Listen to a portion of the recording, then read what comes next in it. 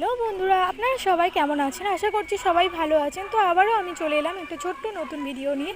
তো এখানে আকাশটা দেখতে পাচ্ছেন, মেঘ করে আছে, মেঘলা ওয়েদার। তো এখানে আজকে সূর্য ওঠেনি।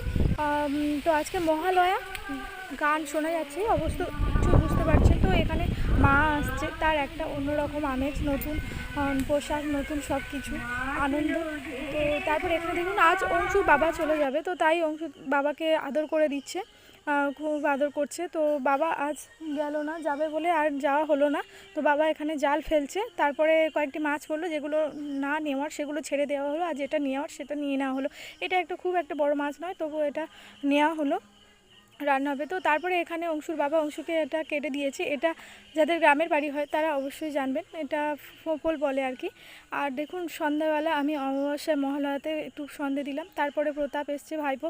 এখানে ওর কটা জামা হয়েছে দেখতে। তো তারপরে ছোট